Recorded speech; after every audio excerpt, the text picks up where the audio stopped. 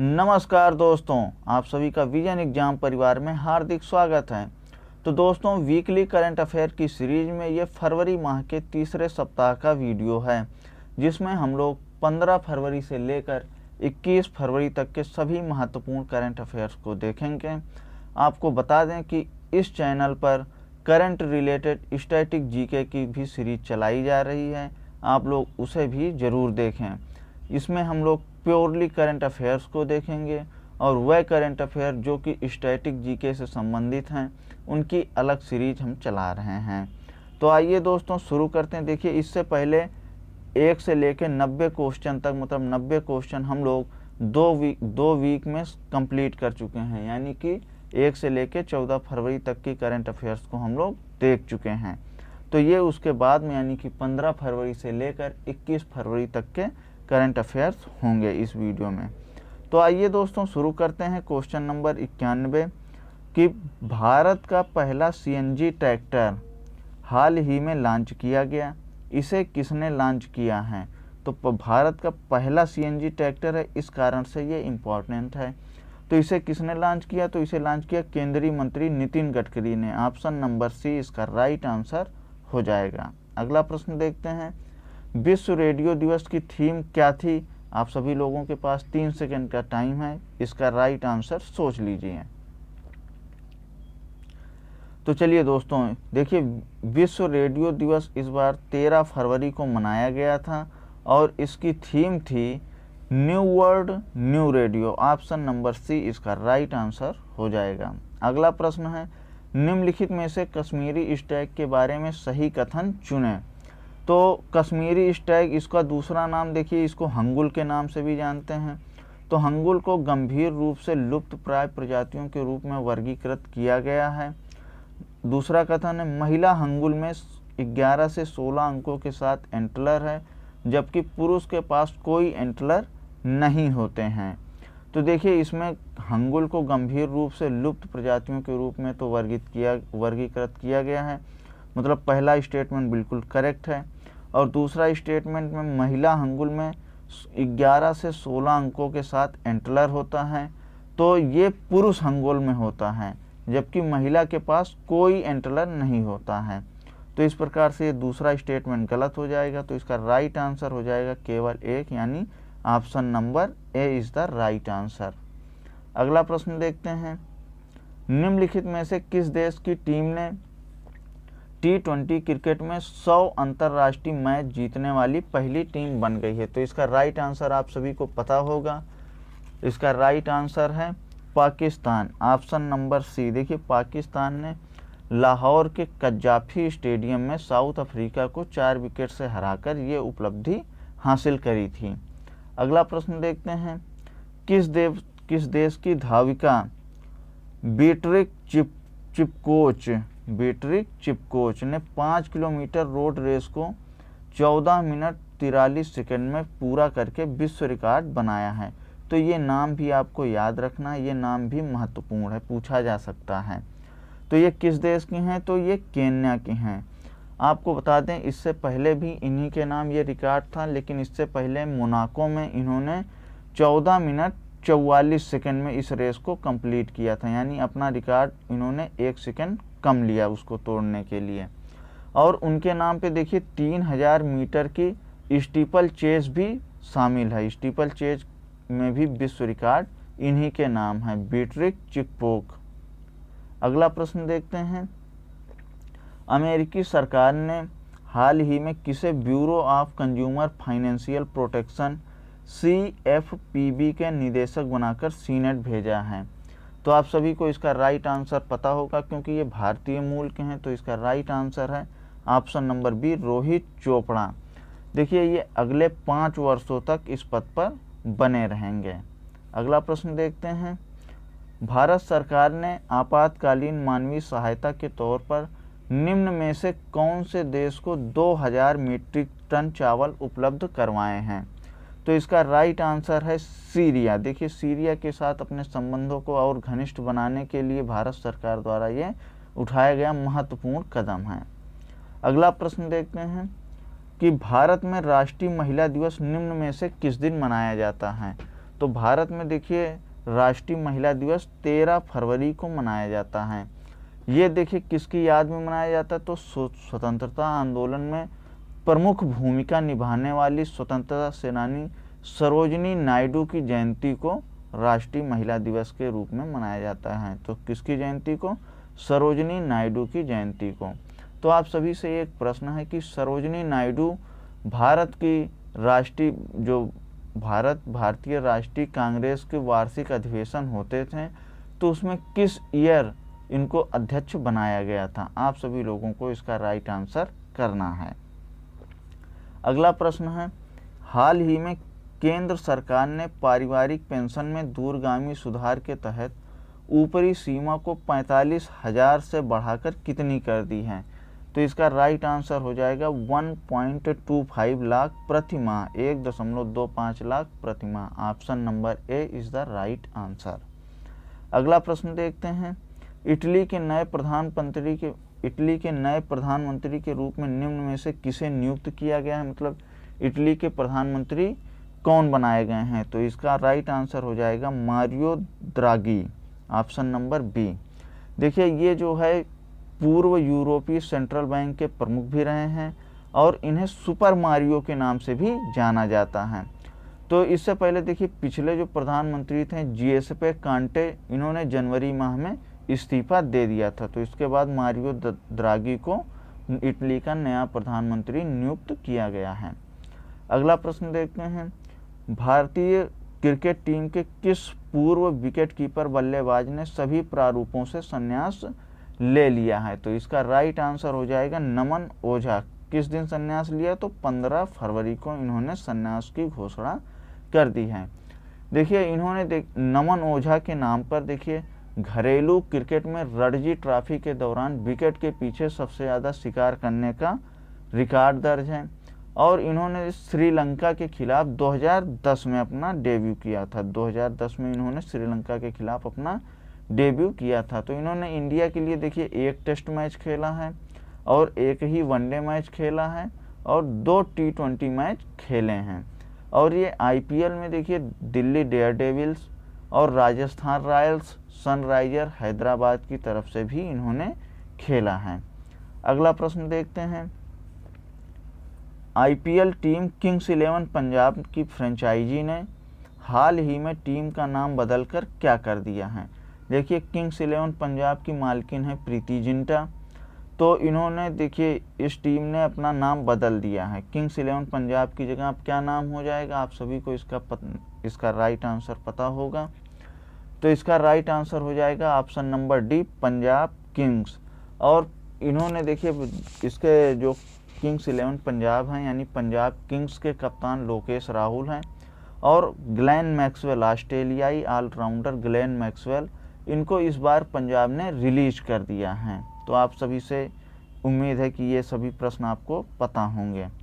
अगला प्रश्न है कि निम्न में से कौन सा टेनिस खिलाड़ी रोजर फेडरर के बाद ग्रैंड स्लैम में 300 जीत दर्ज करने वाला दुनिया का दूसरा खिलाड़ी बन गया है। देखिए रोजर फेडरर जो है 362 ग्रैंड स्लैम जीत चुके हैं और इनके बाद अब देखिए किसने ग्रैंड स्लैम में 300 जीत दर्ज करके दूसरा स्थान प्राप्त किया है। तो इसका राइट आंसर हो जाएगा नोवाक जोकोविच। ये सर्बिया के प्रमुख खिलाड़ी हैं और इन्होंने 8 बार के इन्होंने देखिए नोवाक जोकोविच ने 8 बार ऑस्ट्रेलियन ओपन चैंपियनशिप जीती है और यह उपलब्धि मतलब ये जो उपलब्धि हासिल करी है 300वीं जीत की, ये कनाडा के मिलोस राओनिक को हराकर हासिल करी है। तो आप सभी से एक प्रश्न है कि ये देखिए सर्बिया के प्रमुख खिलाड़ी हैं। तो आपको बता दूं कि सर्बिया की राजधानी है बेलग्रेड, लेकिन ये कौन सी नदी के किनारे स्थित है। आप सभी को इसका राइट आंसर कमेंट बॉक्स में ज़रूर कमेंट करना है। अगला प्रश्न देखते हैं कि अमेरिकी राष्ट्रपति जो बाइडेन ने भारतीय मूल की किस महिला को श्रम और श्रमिकों के लिए घरेलू सहायक परिषद में विशेष सहायक नामित किया है। तो आप सभी को इसका राइट आंसर पता होगा कि ऑप्शन नंबर सी, प्रोनीता गुप्ता। देखिए प्रोनीता गुप्ता इससे पहले centre for law and social policy CLASP में जॉब क्वालिटी टीम की निदेशक थीं। अब इन्होंने कम आय वाले परिवारों के श्रमिकों के लिए नौकरी की गुणवत्ता में सुधार करने, श्रमिक सुरक्षा को मजबूत करने और काम करने वालों के लिए आर्थिक सुरक्षा बढ़ाने की नीतियों की वकालत करी थी। तो इसी कारण से जो बाइडेन ने इन्हें श्रम और श्रमिकों के लिए घरेलू सहायक परिषद में विशेष सहायक नामित किया है। अगला प्रश्न देखते हैं कि प्रधानमंत्री नरेंद्र मोदी ने 16 फरवरी 2021 को किस राज्य के बहराइच में महाराजा सुहेलदेव के स्मारक का शिलान्यास किया। तो आप सभी को पता होगा कि बहराइच कहाँ पे स्थित है, तो बहराइच उत्तर प्रदेश में स्थित है। तो इसका राइट आंसर हो जाएगा उत्तर प्रदेश। देखिए महाराजा सुहेलदेव जो हैं 11वीं सदी के श्रावस्ती के सम्राट थे और तथा महमूद गजनबी के भांजे सलार मसूद को मारा था इन्होंने। और जो राजभर समाज है और पासी समाज है ये जो है इनको अपना वंशज मानता है। तो ये सभी आपको याद रखना है। अगला प्रश्न देखते हैं, हाल ही में किस कंपनी ने मार्क लिस्टोसेला को अपना नया मुख्य कार्यकारी अधिकारी मतलब CEO और MD नियुक्त किया है। तो इसका राइट आंसर हो जाएगा ऑप्शन नंबर ए, टाटा मोटर्स ने। किसको, अब इस प्रश्न को ऐसे पूछ सकता है कि टाटा मोटर्स लिमिटेड ने अपना मुख्य कार्यकारी अधिकारी यानी CEO और MD किसे नियुक्त किया है, तो मार्क लिस्टोसेला को। अब ये देखिए 1 जुलाई से इनका कार्यकाल शुरुआत होगा, 1 जुलाई 2021 से। अब ये वर्तमान में जो है जो टाटा मोटर्स के CEO हैं वो हैं गुंटर बुचेक। अब इन्होंने गुंटर बुचेक ने अपना जो कार्यालय है यानी अपना स्थान जर्मनी स्थानांतरित करने की इच्छा व्यक्त करी थी। तो इस कारण से मार्क लिस्टोसेला को नया CEO बनाया गया है, किसका, टाटा मोटर्स लिमिटेड का। अगला प्रश्न देखते हैं कि वित्त मंत्रालय ने चालू तिमाही में सरकारी स्वामित्व वाली सामान्य बीमा कंपनियों में कितने हजार करोड़ रुपए की पूंजी निवेश करने का फैसला किया है। तो इसका राइट आंसर हो जाएगा ऑप्शन नंबर सी, 3000 करोड़। अगला प्रश्न देखते हैं कि हाल ही में, ये देखिए इम्पोर्टेंट क्वेश्चन है, हाल ही में किस सरकार ने लकड़ी के खिलौनों, स्थानीय कलाकृति, हस्तशिल्प को बढ़ावा देने हेतु फ्लिपकार्ट के साथ एक समझौता ज्ञापन पर हस्ताक्षर किया है। तो आप सभी लोगों को इसको राइट आंसर पहले सोचना है। चलिए, तो इसका राइट आंसर है ऑप्शन नंबर बी, महाराष्ट्र। देखिए महाराष्ट्र जो है इन सभी निर्माताओं को, मतलब जो लकड़ी के खिलौने बनाते हैं, स्थानीय कलाकृतियों को सही बढ़ावा देते हैं या स्थानीय कलाकृतियों को बनाते हैं, हस्तशिल्प को बढ़ावा देते हैं, तो इनके निर्माताओं को पैकेजिंग और ब्रांडिंग के लिए मुफ्त में प्रशिक्षण प्रदान करेगा और साथ ही कंपनी द्वारा प्रोडक्ट फोटोग्राफी भी कराई जाएगी।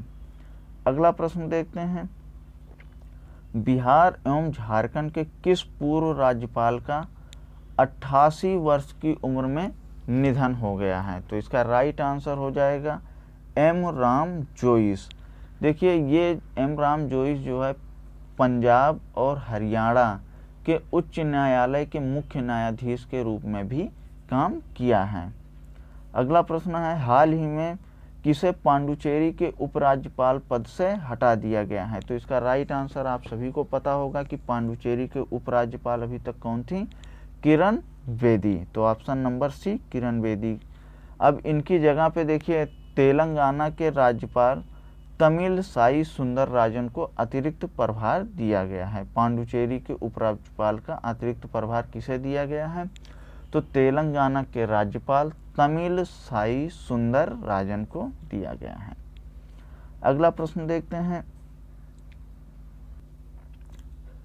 हाल ही में किस देश ने टेराफुगिया ट्रांजिशन द्वारा तैयार उड़ने वाली हाइब्रिड कार को मंजूरी दी है।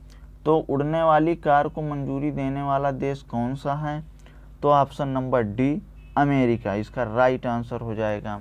अब ये इम्पॉर्टेंट क्यों है? क्योंकि ये दुनिया की पहली उड़ने वाली कार बन गई है और इसको देखिए 160 किलोमीटर पर आवर से उड़ने की अनुमति है। अगला प्रश्न देखते हैं, किस केंद्रीय मंत्री ने 15 फरवरी 2021 को वाणिज्यिक जूट बीज वितरण योजना शुरू करी है? तो वाणिज्यिक जूट बीज वितरण योजना की शुरुआत किसने करी है? तो इसका राइट आंसर हो जाएगा केंद्रीय कपड़ा मंत्री Smriti Irani. Option number A is the right answer. अब इस योजना को देखिए भारतीय जूट निगम और राष्ट्रीय बीज निगम के बीच एक समझौता ज्ञापन के बाद लॉन्च किया गया है। चलिए अगला प्रश्न देखते हैं, भारतीय टेलीविजन अकेडमी के 20वें पुरस्कारों में निम्न में से किसे हॉल ऑफ फेम का पुरस्कार प्रदान किया गया है? तो इसका राइट आंसर आप सभी को पता होगा, option number B Ekta Kapoor is the right answer. और एकता कपूर में देखिए 2020 के पद्मश्री पुरस्कार से भी सम्मानित किया गया है। अगला प्रश्न है कि कोरोना संक्रमण को देखते हुए हरिद्वार कुंभ की अवधि को घटाकर कितने दिन कर दिया गया है? तो ये देखिए पहले जो है इसका आयोजन 27 फरवरी से लेकर 27 अप्रैल तक होना था, लेकिन अब इसकी अवधि को 30 दिन कम कर दिया गया, यानी अब ये 1 अप्रैल से लेकर 30 अप्रैल तक होगा। तो इसका राइट आंसर हो जाएगा ऑप्शन नंबर सी 30 दिन। देखिए जो कुंभ मेला का आयोजन जो है 12वें वर्ष होता है, तो देखिए ये 4 जगह आयोजित किया जाता है। कहाँ? हरिद्वार में, प्रयाग में, उज्जैन में और नासिक में। तो ये सबके बीच में जो गैप होता है वो 3-3 वर्ष का होता है, मतलब जैसे पहले नासिक में हो गया, फिर उसके 3 वर्ष बाद इलाहाबाद में होगा, फिर उसके बाद हरिद्वार में होगा, फिर उज्जैन में होगा, फिर प्रयाग में होगा। इस प्रकार से ये बारी बारी बदलते रहते हैं। तो देखिए अब हरिद्वार होगा, हरिद्वार में होगा, प्रयाग में होगा, उज्जैन में होगा और नासिक में होगा। तो ऐसे 3-3 साल मिला के 4 12 साल बाद 12 साल में एक बार होगा। तो हरिद्वार में अब की बार होगा, तो अब इसके 12 साल बाद फिर से हरिद्वार में कुंभ का आयोजन किया जाएगा। अगला प्रश्न है कि किस केंद्रीय मंत्री ने हाल ही में एक ई-छावनी पोर्टल की शुरुआत करी है? तो आप सभी को इसका राइट आंसर पता होगा। इसका आंसर है ऑप्शन नंबर ए राजनाथ सिंह। देखिए ये इसका उद्देश्य क्या है कि जो 62 छावनी बोर्डों में 20 लाख से अधिक नागरिकों को ऑनलाइन नगर पालिका सेवाएं प्रदान करता है। अब देखिए इसमें क्या होगा कि जो छावनी क्षेत्रों के निवासी हैं वो उनकी नागरिक समस्याओं के बारे में अपनी शिकायतों को इस पोर्टल पर दर्ज कर सकते हैं। अगला प्रश्न है कि संयुक्त राष्ट्र पूंजी विकास कोष UNCDF का कार्यकारी सचिव निम्न में से किसे नियुक्त किया गया है? तो इसका राइट आंसर है देखिए प्रीति सिन्हा। अब UNCDF ये अल्प विकसित देशों के लिए संयुक्त राष्ट्र की पूंजी निवेश एजेंसी है। अगला प्रश्न देखते हैं, टाटा ने निम्न में से किस कंपनी के 68% हिस्सेदारी खरीदने का समझौता किया है? तो इसका राइट आंसर हो जाएगा option number D big basket. इसके 68% की हिस्सेदारी कौन खरीद लेगा? टाटा। अब देखिए ये कितने में खरीदेगा? तो 9,500 करोड़ में, 9,500 करोड़ में। अब बिग बास्केट देखिए ऑनलाइन किराना सामान बेचने वाली कंपनी थी और ये कब अस्तित्व में आई थी? तो 2011 में ये अस्तित्व में आई थी और 25 शहरों में अपना ये कारोबार करती है। चलिए तो अगला प्रश्न देखते हैं, केंद्रीय मंत्रिमंडल ने भारत एवं किस देश के बीच व्यापक आर्थिक सहयोग और साझेदारी समझौता किए जाने को मंजूरी प्रदान कर दी है? तो इसका राइट आंसर हो जाएगा ऑप्शन नंबर बी मॉरिशस। अब इसके तहत देखते हैं क्या होता है। तो इसके तहत कृषि, कपड़ा, इलेक्ट्रॉनिक्स एवं अन्य क्षेत्रों के 300 से अधिक घरेलू उत्पादों को मॉरिशस के बाजार में रियायती सीमा शुल्क पर प्रवेश मिलेगा, मतलब सीमा शुल्क में कुछ छूट दी जाएगी, ऐसा हमने इस पे समझौता किया है। अगला प्रश्न है कि हाल ही में दक्षिण अफ्रीका के किस खिलाड़ी ने टेस्ट क्रिकेट में संन्यास लेने की घोषणा करी है? तो इसका राइट आंसर आप सभी को पता होगा, option number C, Faf du Plessis. अब इन्होंने देखिए सन 2012 में डेब्यू किया था अफ्रीका की तरफ से और 69 टेस्ट मैच खेले हैं। तो 69 टेस्ट मैच की 118 पारियों में 40.02 की औसत से 4163 रन बनाए हैं, और जिसमें इन्होंने 10 शतक लगाया है, 21 अर्धशतक लगाए हैं, और इनका बेस्ट स्कोर कितना है? 199, 199 इनका बेस्ट स्कोर है। 1 रन और बना लेते हैं तो एक दोहरा शतक भी इनके नाम हो जाता। अगला प्रश्न है कि भारत की ओर से किसे अंतर्राष्ट्रीय सौर संगठन ISA का नया महानिदेशक नियुक्त किया गया है? तो इसका राइट आंसर हो जाएगा ऑप्शन नंबर ए, अजय माथुर। अब ये देखिए उपेंद्र त्रिपाठी की जगह लेंगे। उपेंद्र त्रिपाठी 2017 से ही इस पद पर थे। तो अजय माथुर देखिए वर्तमान में नई दिल्ली स्थित the energy and research institute के प्रमुख हैं। क्वेश्चन नंबर 121, केंद्रीय मंत्रिमंडल ने हाल ही में एक अहम फैसलों में कितने करोड़ रुपए के दूर संचार उपकरणों के प्रोडक्ट्स लिंक्ड इक्विपमेंट PLI योजना को मंजूरी दी है? तो इसका राइट आंसर आप सभी को याद रखना होगा, 12,195 करोड़, ऑप्शन नंबर सी। अगला प्रश्न देखते हैं, हाल ही में किस राज्य के कालाहांडी जिले में स्थित करलापट वन्य जीव अभयारण्य में हेमरेज सेप्टेसीमिया HS के कारण 6 हाथियों की मौत हो गई? तो इसका राइट आंसर आप सभी को पता होगा कि कालाहांडी जिला ओडिशा राज्य में स्थित है। तो राइट आंसर हो जाएगा ऑप्शन नंबर सी। अब देखिए ये जो बीमारी है उन जानवरों को संक्रमित करती है जो पास्चरेला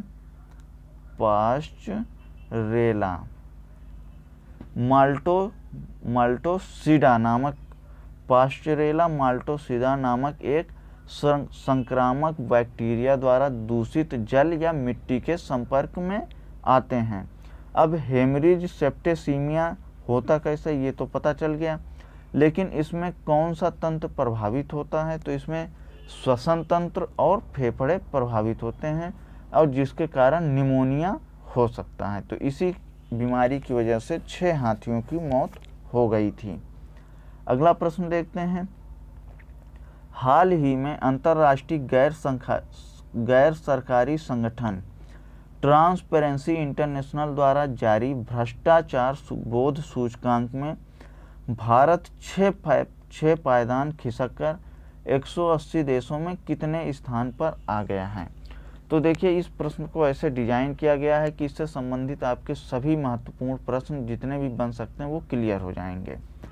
तो पहली बात तो भ्रष्टाचार बोध सूचकांक कौन जारी करता है? तो ट्रांसपेरेंसी इंटरनेशनल। अब ट्रांसपेरेंसी इंटरनेशनल देखिए जर्मनी के बर्लिन में स्थित है और इसकी स्थापना 1993 में करी गई थी। तो क्वेश्चन ये है कि भारत 6 पायदान खिसक कर किस स्थान पर आ गया? तो इसके पहले आप सभी को पता होगा कि इसके पहले 80वें स्थान पे था, तो 6 पायदान खिसक गया, मतलब इस बार ये 86वें स्थान पर पहुंच गया है। तो क्वेश्चन ये है कि पहला स्थान किसको मिला? तो पहला स्थान रहा डेनमार्क का, दूसरा स्थान था न्यूजीलैंड का, तीसरा स्थान था फिनलैंड का, और इस प्रकार सिंगापुर और स्वीडन इस क्रम में थे, तथा लास्ट स्थान था दक्षिणी सूडान का। तो 2019 में देखिए भारत की रैंक 80वीं थी और भारत का स्कोर था 41। इस बार इसकी रैंक 86वीं है और स्कोर कितना है? 40। जो फर्स्ट कंट्री है डेनमार्क, इसका स्कोर था 88 इस बार के लिए। तो आई होप इससे संबंधित आपके सभी डाउट्स क्लियर हो गए होंगे। अब आगे बढ़ते हैं अगला प्रश्न की तरफ। किस राज्य सरकार ने राज्य में कोविड वॉरियर मेमोरियल स्थापित करने का निर्णय लिया है? तो इसका राइट आंसर हो जाएगा ऑप्शन नंबर ए, ओडिशा। देखिए, जो कोविड के दौरान फ्रंट लाइन स्वास्थ्य कार्यकर्ता थे, उनमें से कई लोगों की मृत्यु हो गई, तो उनको सम्मानित करने तथा उनको याद रखने के लिए इसकी शुरुआत ओडिशा सरकार द्वारा की गई है। तो ये कहाँ स्थापित किया जाएगा? तो ओडिशा की राजधानी भुवनेश्वर में स्थित विजू पटनायक पार्क में स्थापित किया जाएगा। तो आप सभी लोगों को वीडियो पसंद आ रही हो तो वीडियो को लाइक कर दीजिए, चैनल को सब्सक्राइब कर लीजिए और अपने दोस्तों में भी शेयर कर लीजिए। अगला प्रश्न देखते हैं। हाल ही में किस राज्य ने गरीबों और निराश्रितों के लिए रियायती पका हुआ भोजन उपलब्ध कराने हेतु माँ कैंटीन का शुभारंभ किया है? तो माँ कैंटीन देखिए किससे संबंधित है? तो गरीबों और निराश्रितों के लिए रियायती दर पर पका हुआ भोजन उपलब्ध कराने से। तो कौन सी सरकार ने इसकी शुरुआत करी है, इसका शुभारंभ किया है? तो ये पश्चिम बंगाल सरकार ने शुभारंभ किया है। अब इसमें देखिए 5 रुपये में गरीबों को प्रति व्यक्ति भोजन मिलेगा और सरकार इसमें प्रति व्यक्ति 15 रुपये की सब्सिडी देगी। इसके लिए पंजाब सरकार के बजट में 100 करोड़ रुपए का प्रावधान भी किया गया है। आप सभी लोग इन सभी बातों को ध्यान कर लीजिएगा। अगला प्रश्न है, प्रधानमंत्री नरेंद्र मोदी ने किस राज्य में महाबाहु ब्रह्मपुत्र योजना का शुभारंभ किया है? तो इसका राइट आंसर हो जाएगा ऑप्शन नंबर सी। कब किया था? तो 18 फरवरी को। अब इन्होंने देखिए असम राज्य में धुबरी फुलवारी ब्रिज का भी उद्घाटन किया था, जिसमें असम और मेघालय के बीच की दूरी जो अभी तक 250 किलोमीटर थी, 250 किलोमीटर थी, वो इस ब्रिज के बन जाने के बाद 19 से 20 किलोमीटर रह जाएगी।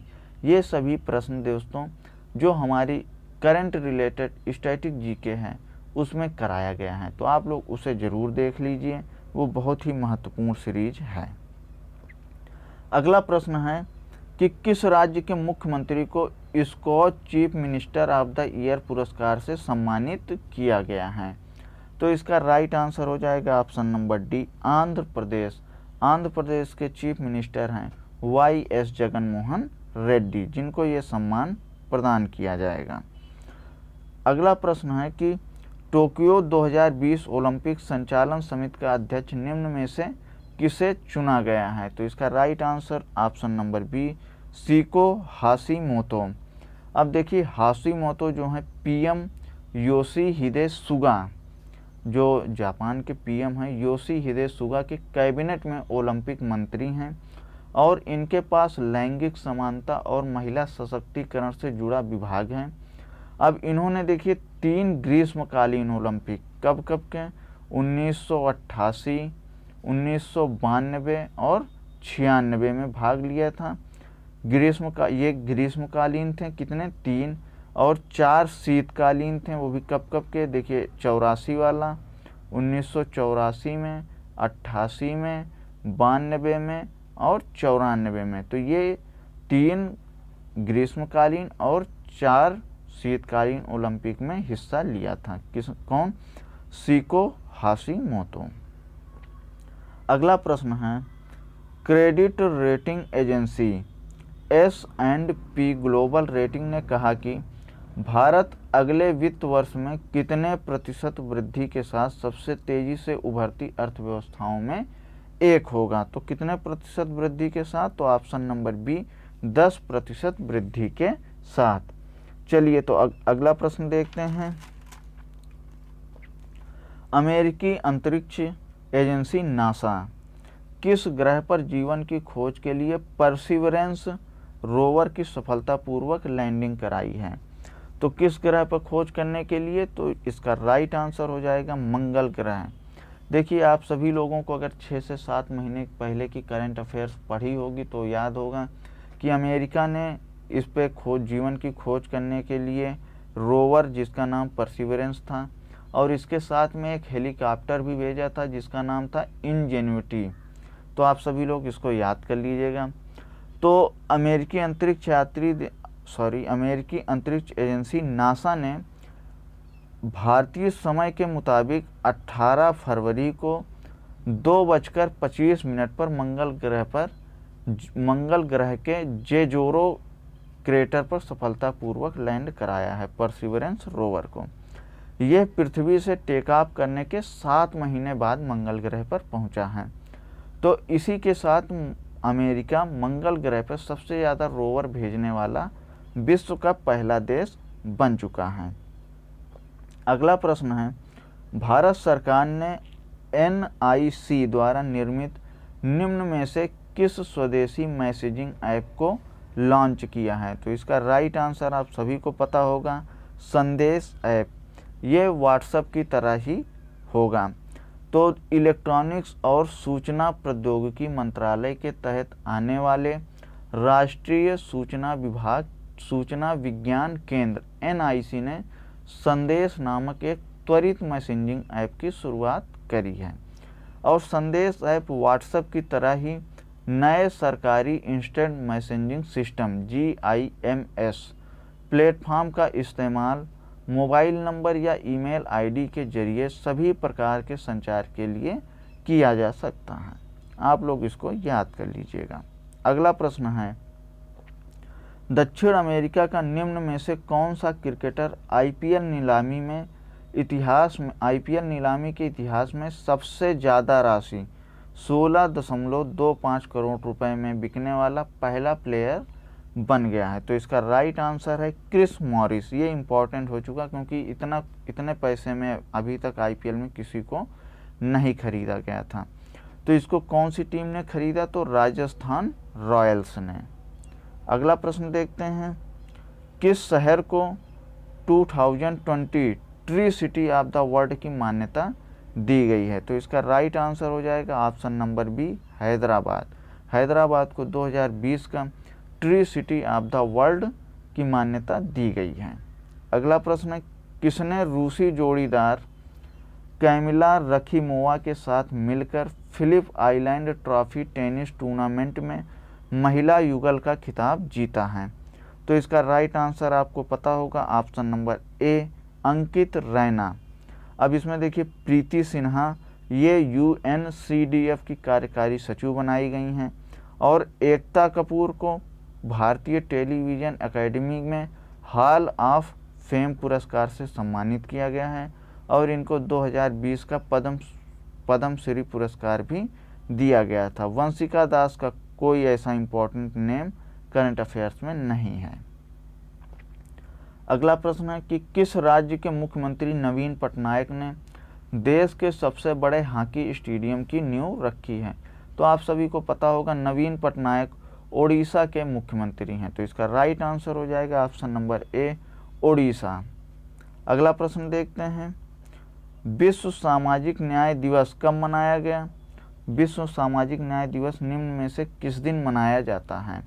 तो ये मनाया जाता है 20 फरवरी को और इसका उद्देश्य देखिए क्या होता है, हर किसी व्यक्ति को बिना किसी भेदभाव के समान रूप से न्याय मिल सके और सामाजिक न्याय को बढ़ावा मिल सके। पहली बार इसको 2009 में मनाया गया था, आपको इसे भी याद रखना है। अगला प्रश्न है, अंतर्राष्ट्रीय मातृभाषा दिवस निम्न में से किस दिन मनाया जाता है? तो अंतर्राष्ट्रीय मातृभाषा दिवस किस दिन मनाया जाता है? तो ऑप्शन नंबर डी, 21 फरवरी को मनाया जाता है। तो वर्ष 1999 में मातृभाषा दिवस मनाने की घोषणा यूनेस्को द्वारा की गई थी और सन 2000 में पहली बार मातृभाषा दिवस मनाया गया था। अब अगला प्रश्न देखते हैं, विश्व पेंगोलिन दिवस निम्न में से किस दिन मनाया जाता है? तो विश्व पेंगोलिन दिवस देखिए फरवरी माह के तीसरे शनिवार को मनाया जाता है। तो इसका राइट आंसर हो जाएगा ऑप्शन नंबर ए। इस करंट अफेयर्स में पेंगोलिन से संबंधित एक प्रश्न और भी था आप लोग उसे ज़रूर ध्यान कर लीजिएगा कौन सा प्रश्न था।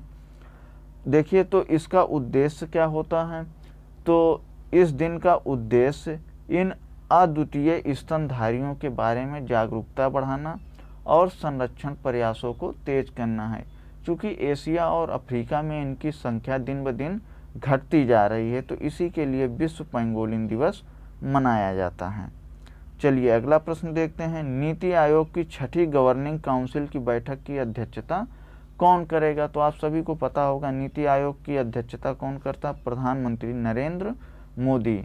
अब ये कब हुआ? तो 20 फरवरी को वीडियो कॉन्फ्रेंसिंग के माध्यम से करी थी। अगला प्रश्न है कि कैबिनेट द्वारा किशोर न्याय अधिनियम के नवीनतम संशोधन के अनुसार कौन सा निकाय किशोर द्वारा किए गए अपराध की प्रकृति की निर्धारण करेगा? मतलब जो कोई भी किशोर कोई भी अपराध कर देता है तो वो कैसा अपराध है, इसका निर्धारण किसके द्वारा किया जाएगा? तो इसका निर्धारण किशोर न्याय बोर्ड के द्वारा किया जाएगा। Option number B is the right answer. अब इसमें देखिए, किशोर द्वारा जघन्य अपराध के मामले में न्यूनतम 7 साल की सजा का प्रावधान भी है। तो दोस्तों, ये फरवरी माह के तीसरे सप्ताह के सभी महत्वपूर्ण करंट अफेयर्स को हम लोगों ने देख लिया। उन करंट अफेयर जिनका कि संबंध स्टैटिक जीके से है, तो उसकी सीरीज अलग से चलाई जा रही है, आप लोग उस पर भी विजिट कर लें। आई होप कि ये वीडियो आप सभी को पसंद आएगी, आपके एग्ज़ाम के लिए महत्वपूर्ण होगी। आप लोग विजन एग्ज़ाम चैनल को सब्सक्राइब कर लें। विजन एग्ज़ाम फैमिली से जुड़ने के लिए आप सभी को बहुत बहुत धन्यवाद। धन्यवाद दोस्तों।